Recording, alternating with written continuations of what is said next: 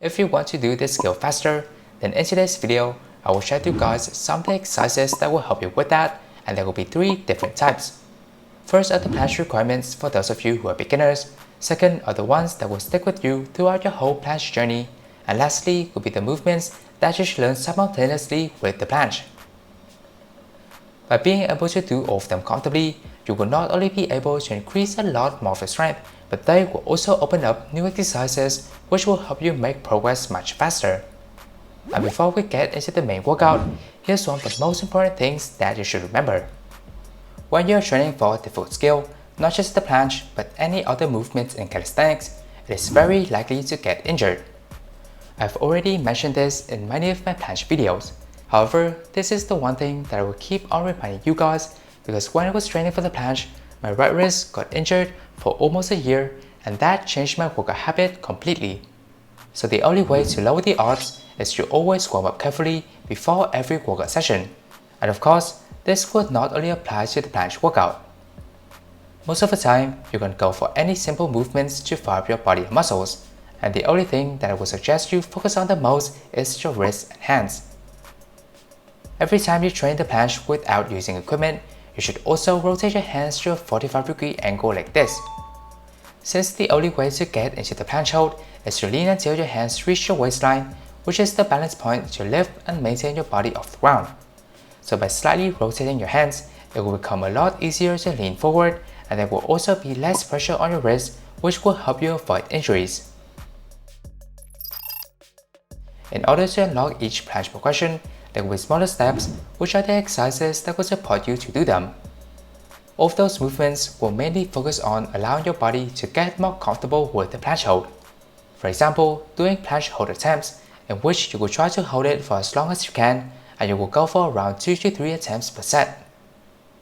This could be a crucial exercise to do if you want to unlock a planche progression faster. However, in order to hold it with a longer duration, you will also need to constantly improve your strength by training with other basic and fundamentals exercises. So now I will share with you guys the movements that you should master to increase your progress for the planche. First of all, before you begin your journey and train for the first planche progression, you should first comfortably do at least 15 reps of push-ups, 15 reps of dips, and 10 reps of pull-ups.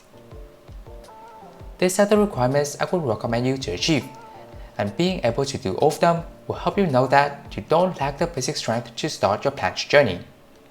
The push-up and the dips will focus on increasing your arms, chest, and shoulder strength, which are some of the main muscle groups that contribute to the planche training. For the push-up, you should also try to do its other variations, such as the diamond push-up, wide push-up, and also the explosive or clap push-up. The dips and the pull-ups are some of the first exercises that allow you to utilize your entire body weight. Since most of the planche exercises will require you to train with your whole body, it is a great way to get used to it first by training with the dips and the pull-ups. After you can comfortably do all of these exercises, you will move on to the second type, which will be the planche fundamentals. For the planche, there are 2 main movements, which are the planche lean hold and the pseudo push-up. And as I've mentioned above, this trick will stick with you throughout your whole planche training. Besides building the strength that is necessary for the planche lean hold and the pseudo push-up will be the first 2 exercises that allow you to know what and how doing the planche is like. Therefore, mastering the 2 of them will greatly contribute to helping you progress faster in your planche workout. To do the planche lean hold, you will start at the push-up position, then try to lean forward as fast as you can, and you will hold for around 7 to 15 seconds per set. The same process will be applied to the pseudo push-up, but now instead of holding, you will do the push-up movements. The steps to do the planche fundamentals is pretty easy to follow. However, it will become harder when you try to do them with the correct techniques. First, you will have to lean until your hands reach your waistline. Second, your bike will have to be pushed all the way up into the protracted form. And finally, your hands will have to maintain in the same position, and your arms will always have to be straight when doing the 2 movements. These are the goals that you will have to achieve to maximize the effectiveness of the planche fundamentals. However, it will be very hard to do them with this way right from the start. So what I would suggest you do first is just lean to the point where you feel the most comfortable to keep your back in the protracted form, arms straight, and hands in the same spot. Then once you have gotten used to that position, you gradually lean more and more forward until you reach your waistline. This was the way that I did to master the planche fundamentals, and let's set a goal of 15 seconds for the planche lean hold and 10 reps for the pseudo push-up of 3 to 5 sets per workout. Finally, for the third type of exercise that I would suggest you do is going to be two easy level skills, which are the LZ hold and the handstand hold. If you can't do these two exercises yet, then you should learn them with the planche at the same time. The first reason is the LZ hold will build more of your arms, shoulders, and core muscles, and the handstand hold will improve your wrist strength and body control, which will also be important for the planche training. And the second reason is the two movements can be combined with the planche to open up new exercises that will help you increase your strength faster for the planche workout. The main exercise you can do with the LZ hold is the LZ to planche, and for the handstand, you can train with the planche negative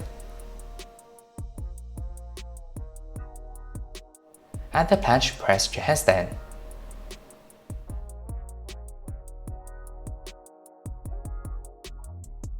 If you can't do the LZ hold yet, you can check out this video, and for the handstand, there will be a new tutorial in one of my upcoming videos.